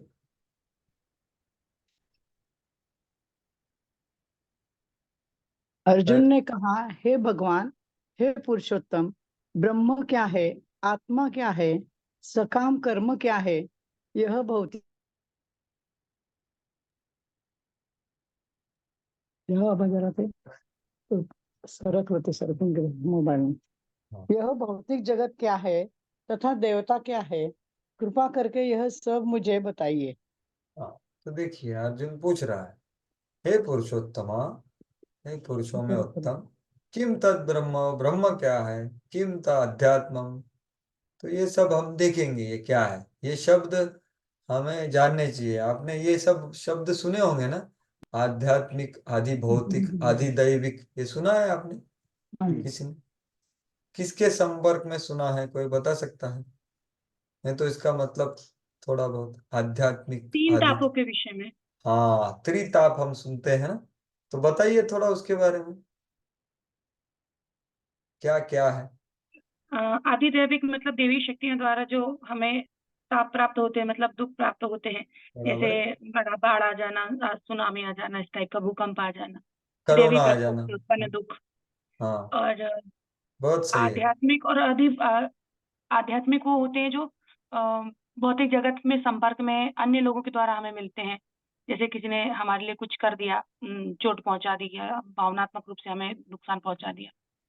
ये दैहिक कौन सा है? दैहिक आध्यात्मिक आध्यात्मिक नहीं नहीं, ये आदि आदि भौतिक, दैविक, आदि आदि भौतिक। भौतिक, हाँ आदि भौतिक, सॉरी आदि भौतिक। हाँ, ये और आदि भौतिक। आदि दैविक, नहीं, आपने दैहिक, आदि दैहिक जो होते हैं उसमें हमारे देह को कष्ट होता है किसी के द्वारा, या तो जैसे किसी मच्छर ने काट लिया, हमें डेंगू हो गया, तो दूसरों के द्वारा हमें जो आधी व्याधि महसूस होती है वो, उसमें जन्म मृत्यु जरा व्याधि भी होती है। दैहिक स्तर पर। हाँ नहीं, आपने 3 नहीं बताए, 2 ही तो बताया। फिर एक है देवताओं के द्वारा जो जी, भूकंप आधी दैविक। इत्यादि आदि दैविक। एक होता है आदि भौतिक, जो मच्छर या अपने घर वालों द्वारा या रूम पार्टनर द्वारा, वाइफ द्वारा, बच्चों द्वारा, बॉस द्वारा इत्यादि। ये है आदि भौतिक। और तीसरा क्या बचा है? कि दैहिक, दैविक, कोई और बताना चाहे? आध्यात्मिक। आध्यात्मिक, आध्यात्मिक। हाँ बिल्कुल। सेल्फ आध्यात्मिक आध्यात्मिक क्या होता है क्लेश? सेल्फ जो हमारे इन्फ्लिक्टेड, मन से हमें मन कष्ट मिलते हैं। मन के विषय में जो क्लेश होते सिर्फ मन का होता है? अपने शरीर और मन के द्वारा जो उत्पन्न होते हैं। हाँ बिल्कुल सही। अपने शरीर, मन, बुद्धि जो भी है, आध्य आत्मा, उसके वजह से जो क्लेश मिलता है। तो देखिए, यही सब शब्द है, यही संदर्भ में ये शब्द यहाँ इस्तेमाल होंगे। तो इसको अच्छे तरह से समझने का प्रयास कीजिए, इसलिए मैंने पूछा। तो अगला प्रश्न देखिए अर्जुन का। आधियज्ञ कथम कोत्र देहेषु मधुसूदन, प्रयाण काले च कथम नियोसि नियतात्मभिः। हाँ माता जी कंटिन्यू करिए, आगे पढ़िए भाषांतर।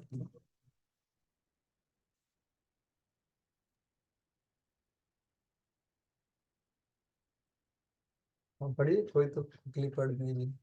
हे मधुसूदन, यज्ञ का स्वामी कौन है और वह शरीर में कैसा रहता है, और मृत्यु के समय भक्ति में लगे रहने वाले आपको कैसे जान पाते हैं? हाँ तो देखिए, पिछले इसमें उन्होंने 4 प्रश्न किए। हम्म, अभी वो और पूछ रहे प्रश्न। आदि यज्ञ कथम कोत्र, वो कौन होता है आदि यज्ञ, और कहाँ होता है, देह में कहाँ स्थित होता है। हे मधुसूदन, मुझे बताइए। और अंतिम प्रश्न जो बहुत महत्वपूर्ण है, जिसका उत्तर 5 से लेकर 8 में बताया, प्रणय च काले च कथम नियोसी नियतात्मा भी। मृत्यु के समय भक्ति में लगे रहने वाले आपको कैसे जान पाते? तो ये प्रश्न का उत्तर भगवान 5 से लेकर के 8 में बताएंगे। और पहले जो 6 प्रश्न हैं उनके उत्तर अभी 2 श्लोकों में बताएंगे। तो ये प्रश्न और उत्तर समझने का, ठीक है, हम एक चार्ट देखते हैं और बाद में ये तात्पर्य में जाएंगे। उसके जानने से पहले यहाँ एक देखिए रूपा जी, पुरुषोत्तम, हाँ ठीक है, यहाँ पहले हम छोटे से तात्पर्य वो पहले देखते हैं, फिर पीपीटी दिखाता हूँ मैं। तो देखिए, यहाँ प्रभुपाद जी बहुत स्पष्टता से बोल रहे हैं कि देखो, भगवान को अर्जुन पुरुषोत्तम बोल रहे। मतलब क्या कि भगवान ब्रह्म नहीं है। किम तद ब्रह्म, ऐसा भी पूछा है ना, किम आध्यात्म किम कर्म पुरुषोत्तम। मतलब ये जो ब्रह्म है, ये निर्विशेष ब्रह्म, ये बता नहीं सकता। ये ब्रह्म जीवात्मा है। ये जो पूछा है उन्होंने, वो जीवात्मा ब्रह्म, ये शब्द शास्त्र में बहुत जगह पे इस्तेमाल होता है अलग अलग संदर्भों में। लेकिन यहाँ ये स्पष्ट हो रहा है पुरुषोत्तम बोल करके, ये भगवान के व्यक्ति, मतलब साकार भगवान को पूछा गया है। तो वही भगवान, सॉरी, प्रभुपाद जी यहाँ बोल रहे हैं। तो यहाँ देखिए, प्रभुपाद जी भी लिंक देते हैं इस अध्याय में। भगवान श्री कृष्ण अर्जुन के द्वारा पूछे गए प्रश्नों का उत्तर देते हैं। भगवान कर्म, भक्ति तथा योग और शुद्ध भक्ति की भी व्याख्या करते हैं। तो देखिए, प्रभुपाद जी ने भी ये अध्याय का समरी दे दिया। भगवत गीता में कहा गया है कि परम सत्य भगवान, भगवतम में ब्रह्मेति परमात्मेति भगवान इति शब्द थे, कि भगवान को या परम सत्य को 3 स्तर में जाना जाता है, ब्रह्म, परमात्मा, भगवान। लेकिन जीवात्मा या जीव को भी ब्रह्म कहते हैं। तो अर्जुन किसको पूछ रहे हैं? अर्जुन आत्मा के विषय में भी पूछता है, जिससे शरीर, आत्मा तथा मन का बोध होता है। मतलब देखिए, ब्रह्म का अलग अलग अर्थ होता है, अलग अलग इसमें। आत्मा का भी अलग अलग अर्थ है। देखिए, मन, आत्मा, शरीर, तो संस्कृत में ये सब अलग अलग होता है। और यहाँ देखो मैंने जो बताया ये लास्ट में प्रभुपाद जी बोले, अर्जुन के परमेश्वर को पुरुषोत्तम या परम पुरुष कहकर संबोधित किया है, जिसका अर्थ ये होता है कि वह ये सारे प्रश्न अपने अपने एक मित्र से नहीं अपितु परम पुरुष उन्हें परम प्रमाण मानकर पूछ रहा था, जो निश्चित उत्तर दे सकते हैं। तो इसलिए ये परम पुरुषोत्तम कहने का तात्पर्य अर्जुन का भाव ये है, ये प्रभुपाद जी उद्धृत कर। और दूसरे में जो मैं अभी बता रहा था, संदेह, अविश्वास या डाउट, तो यहाँ डाउट के बारे में अभी बोला है। देखो तो यहाँ भगवान के लिए मधुसूदन ये शब्द का इस्तेमाल हुआ है। तो मधुसूदन का क्यों इस्तेमाल हुआ है उसको समझिए। तो यहाँ प्रभुपाद जी बोलते हैं कि एक मधु नाम का असुर को उन्होंने मारा, इसलिए उसको मधु नामक बोलते। लेकिन यहाँ क्यों बोला है, तो यहाँ इसके लिए बोला है। हाँ ये पढ़िए माता जी, वस्तुतः ये सारे प्रश्न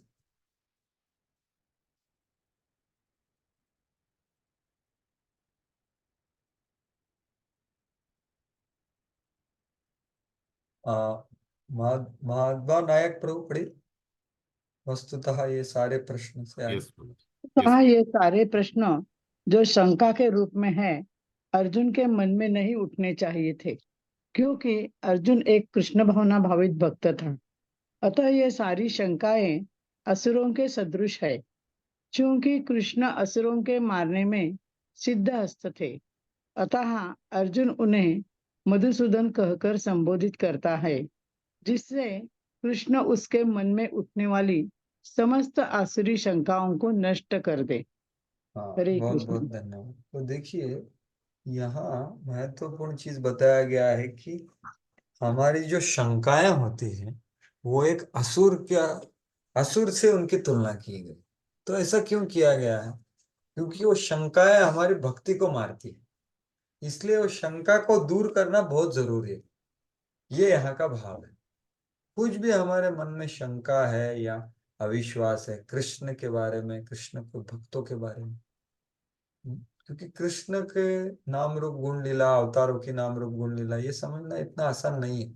तो जो भी हमारे मन में, हृदय में या बुद्धि में शंका या अविश्वास या संदेह व्यक्त होता है, उसको एक असुर की तुलना की है, और वो भगवान अपनी कृपा से उसको मार सकते हैं। क्योंकि असुर क्या करता है, असुर के भाव व्यक्त करेगा।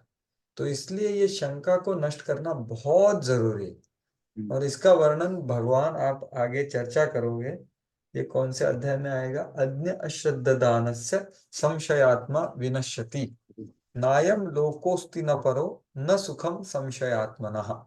तो ये श्लोक हो गया है आपका, ये चौथे अध्याय में आता है ये श्लोक। शायद आपने इसके ऊपर चर्चा किया है कि 3 प्रकार के लोग हैं।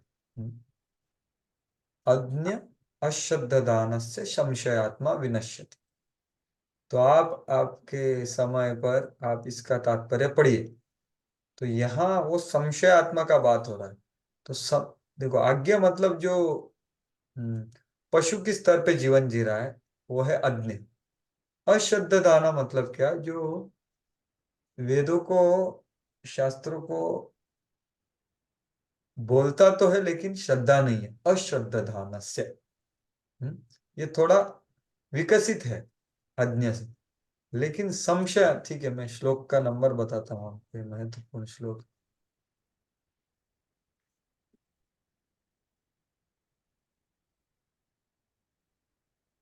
हाँ 4:40। तो आपका भगवत गीता सामने है तो पढ़ लीजिए। 4.40 का श्लोक है ये, मैं जो व्याख्या कर रहा हूँ।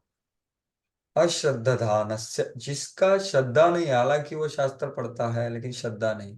लेकिन संशय आत्मा का क्या वर्णन है, कि जो शास्त्र पढ़ता है, भक्ति करता है, लेकिन उसको पूरा संशय है कि भाई मेरा बेड़ा पार होगा क्या, मेरा हृदय शुद्ध होगा क्या, मैं परम स्थिति को प्राप्त करूंगा क्या। ये संशय आत्मा को भगवान बहुत ज्यादा क्या बोल रहे हैं, आगे देखो, संशय आत्मा विनश्यति नायम लोकोस्ति न परो न सुखम संशय आत्मना। तो संशय आत्मा का ये तीसरे आदमी का बहुत ताड़न कर रहे हैं भगवान।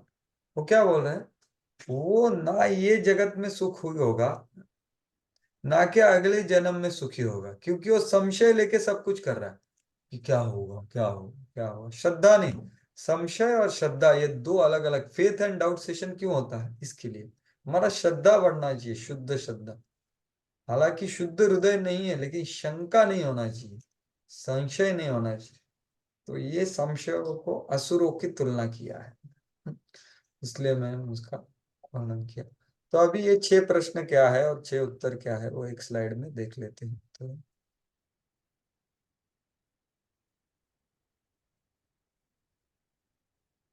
तो ये देख रहे हैं आप। तो देखिए अर्जुन ने पहले इसमें किम तद ब्रह्म, तो ये ब्रह्म तो बहुत बड़ा शब्द है। तो भगवान उत्तर देते हैं अक्षरम ब्रह्म परम। तो ठीक है, आप श्लोक देख सकते हैं, श्लोकों का ही इधर मैंने ये ये किया है स्लाइड में। मैं तो श्लोक पहले पढ़ लेते हैं, बाद में ये देखते हैं समझने। तो भगवान अभी उत्तर देने का चालू करते हैं।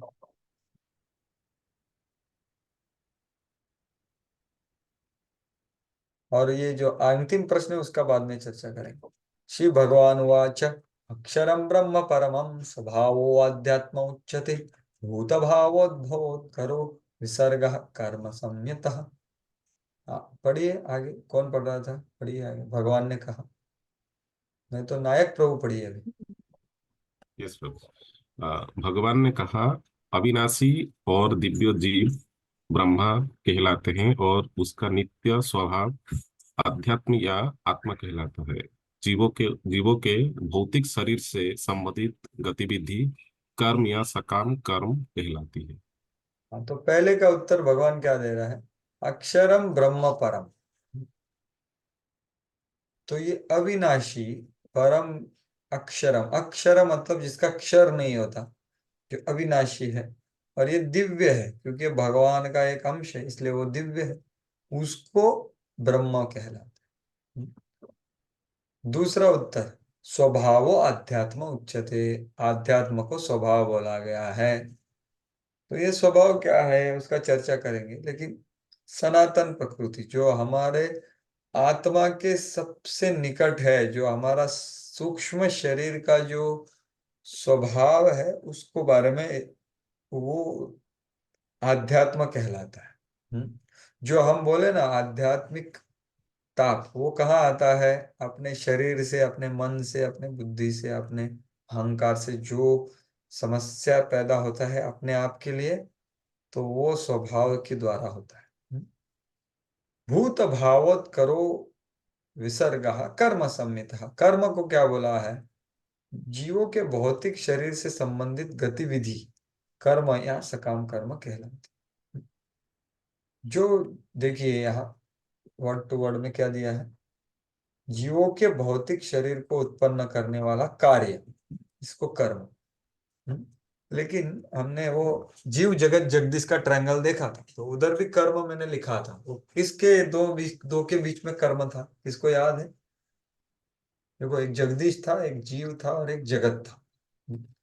तो कर्म कहाँ लिखा था, जीव एंड जगत के बीच में। हाँ जीव और जगत के बीच में जो आदान प्रदान होता है वो कर्म है, भगवान का संबंध छोड़ करके। तो उससे ही हमारा ये होता है भौतिक शरीर का, तो उसको कर्म कहते हैं। तो ये पहला है। और दूसरा देखो अर्थ, आधिभूतम क्षरो भाव पुरुषश्चादिदैवतम आदि यज्ञो महमेव अत्र देहभृतांबर। हाँ पढ़िए आगे उत्तर इसका। अ, हे देहधार हे देहधारियों में श्रेष्ठ, निरंतर परिवर्तनशील ये भौतिक प्रकृति अधिभूत भौतिक अभिभक्त कहलाती है। भगवान का विराट रूप जिसमें सूर्य तथा चंद्र जैसे समस्त देवता सम्मिलित है, अधिदेव कहलाता है तथा प्रत्येक देहधारी के हृदय में परमात्मा स्वरूप स्थित में परमेश्वर अधियज्ञ यज्ञ का स्वामी कहलाता हूँ। हाँ, मैं यज्ञ का स्वामी कहलाता हूँ।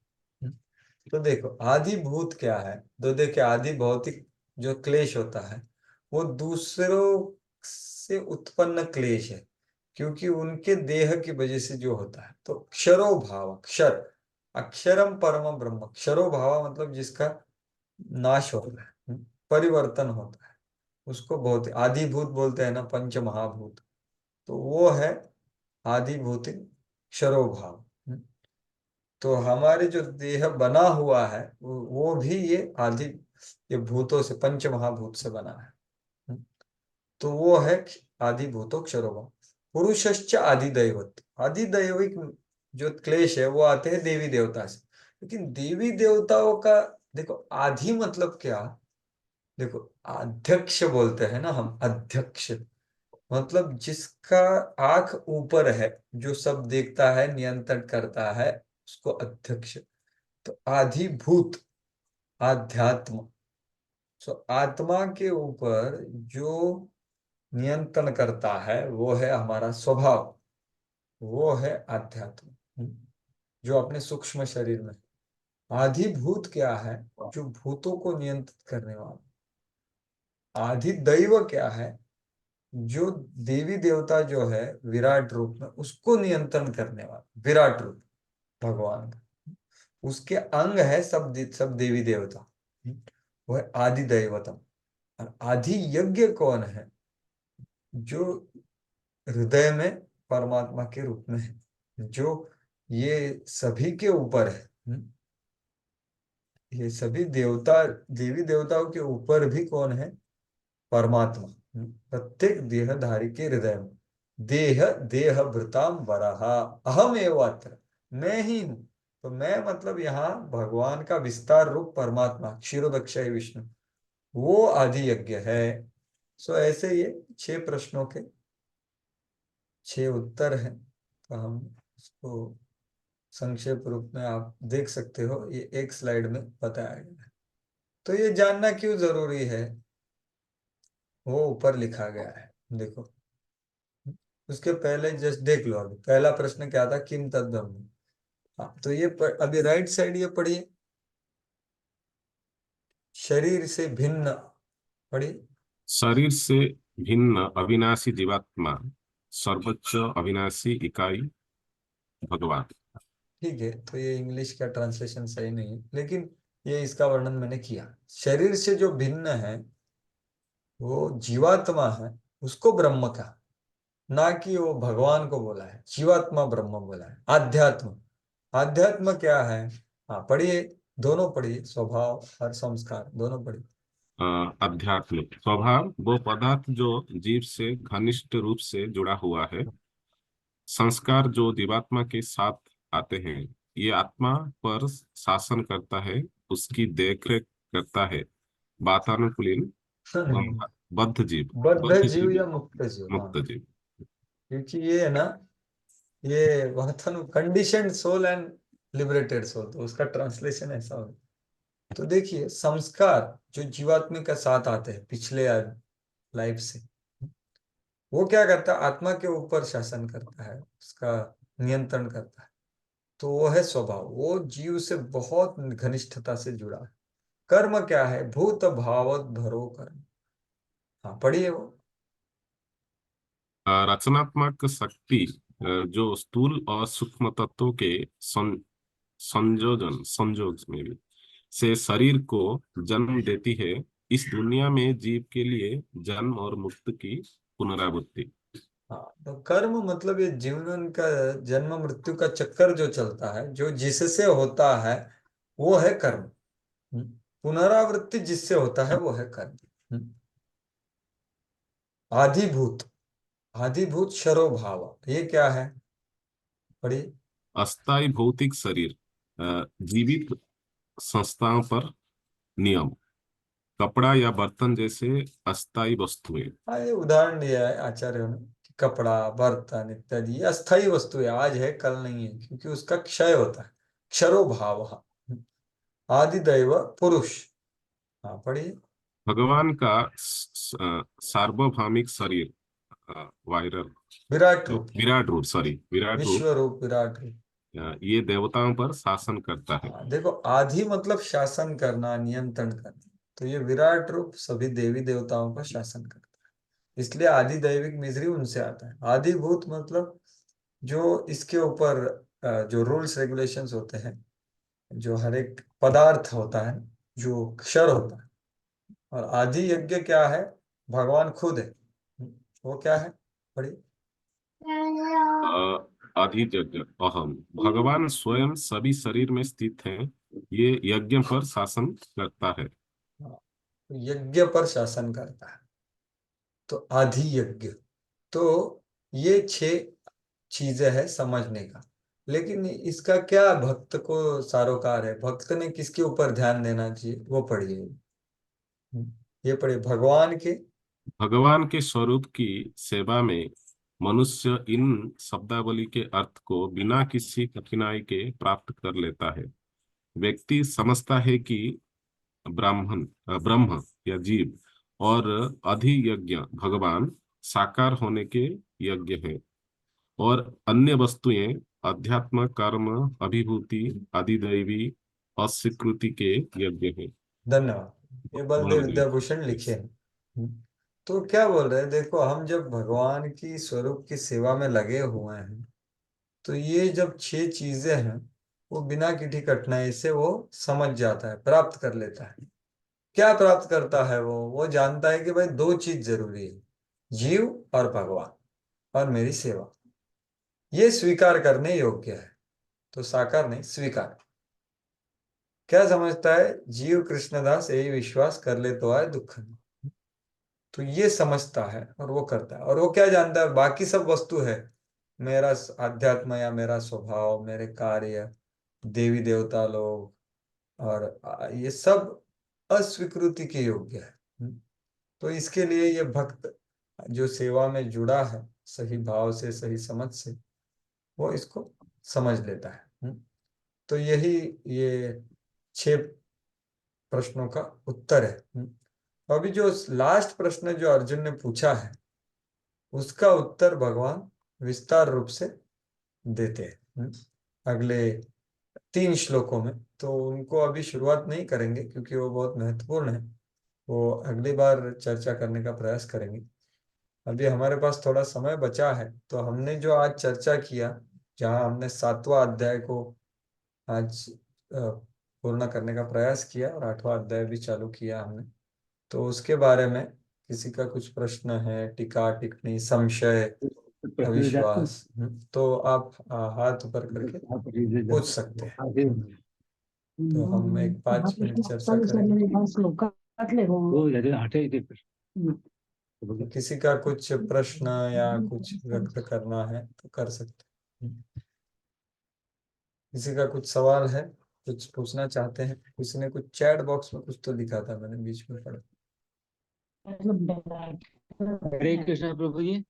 हाँ बोलिए। ये 8वें का क्वेश्चन करने, 8वें अध्याय का क्वेश्चन करने का है कि कौन सा? क्या समझ में नहीं आया 8वें मेरे अध्याय के बारे में, 8वें अध्याय के बारे में पूछने का है क्या? हाँ, जो हमने चर्चा किया उसके बारे में पूछ सकते हाँ, हैं।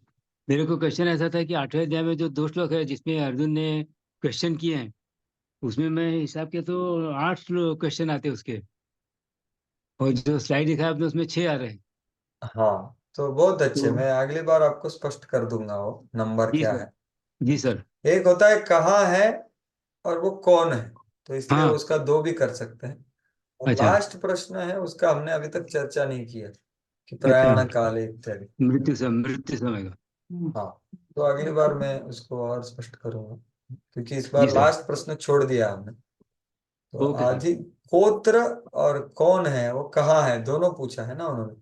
इसलिए भगवान ने उत्तर देते हुए बताया कि देह देह वृताम वरा, कि वो हर एक जीवात्मा के हृदय में रहता है, वो मैं ही हूँ परमात्मा के रूप में। तो जगह भी पूछा है, कौन भी पूछा है। तो इसको 2 अलग प्रश्न हम कह सकते हैं इस रूप से। और फिर अगले वाला प्रश्न, तो जगह और कौन, ये दोनों है आदि यज्ञ के बारे में। ठीक है। अगर कुछ हो नहीं रहा तो अगली बार मैं जरूर उसका और गहराई से आपको बता। ओके जी सर, ओके ओके, हरे और कृष्ण। हाँ, हरे कृष्ण, धन्यवाद। और कुछ है किसी का? इधर वैशाली माता जी ने कुछ लिखा है, criticism is envy to Krishna but make people understand we need to make them realise their mistake और शॉर्टकमिंग्स। तो ये क्या है, इसका कुछ प्रश्न करना चाहती है माता जी, आपने जो बोला है? हाँ प्रभु जी, आपने बोला ना कि फिर हम तो क्रिटिसाइज करते ही है ना। हाँ, तो देखो, आपने जो सही भाव लिखा है कि दूसरों को, आपके जो अंडर लोग हैं, समझिए, तो अगर आपको गुरु ने बताया कि भाई इनको ट्रेनिंग दो, तो आप उनको करेक्ट कर सकते हैं।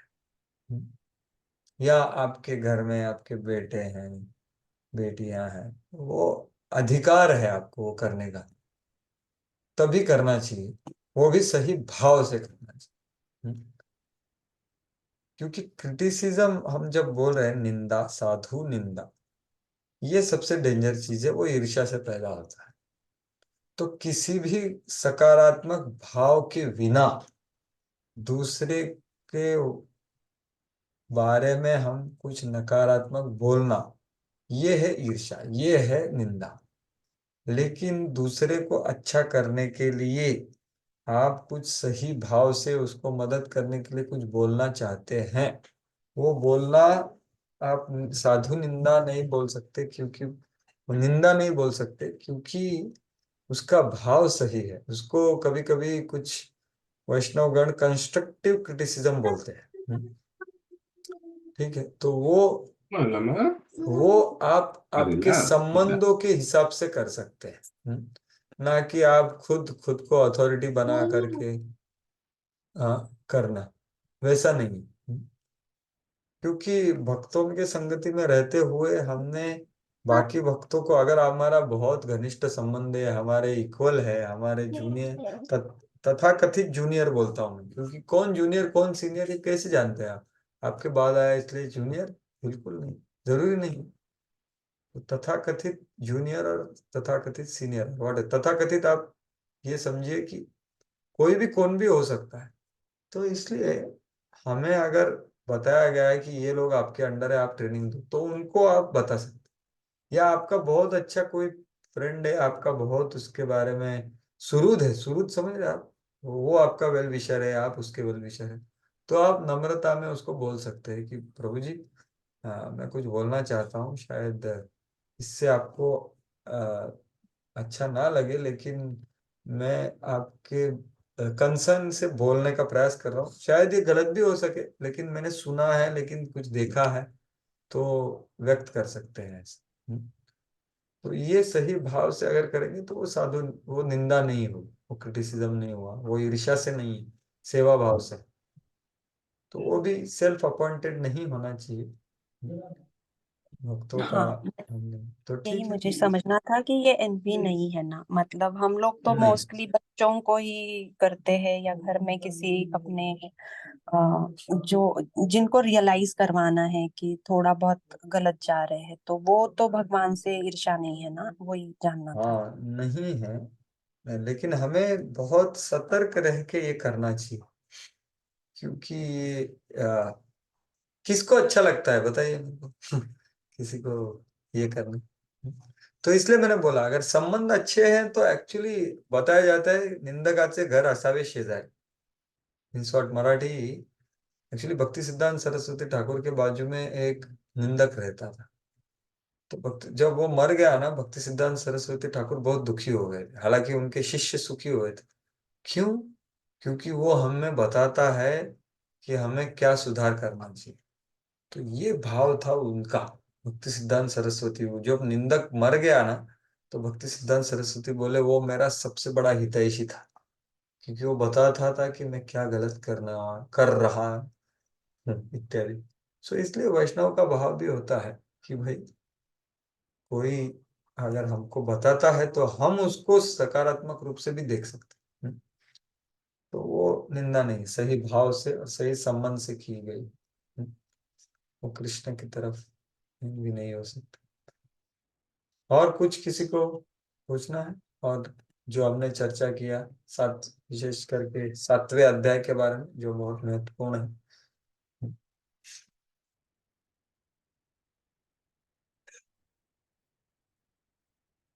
ठीक है, तो हम लोग अभी इधर विराम देते हैं। 7:05 हो गया ऑलरेडी, 5 मिनट एक्स्ट्रा हो गया, तो ऑफिशियली हम विराम देते हैं इधर। और अगली बार कल हम 8वां अध्याय पूरा तो नहीं होगा, लेकिन आधे से ज्यादा तो कर लेंगे 8वां अध्याय। तो बहुत बहुत धन्यवाद आप सब लोगों का, ये इस गीता जयंती के अवसर पर आपने मेरे को मौका दिया भगवान के शब्दों को बताने का। तो श्रीमद् भगवद गीता की जय। जय श्रीमद् भगवद गीता प्रकट दिवस की जय। श्रील जय प्रभुपाद की जय। जय। बहुत बहुत हरे कृष्णा धन्यवाद। प्रभु जी, दंडवत हरे प्रणाम। कृष्ण। हरे कृष्ण प्रभु जी, दंडवत प्रणाम। धन्यवाद। हरे कृष्णा प्रभु जी, दंडवत प्रणाम। हरे कृष्ण प्रभु। नोट्स चाहिए मिल जाएंगे ना जल्दी से प्रभु जी? हाँ, तो मैंने भेजा ना, वो खोल नहीं पाएगा।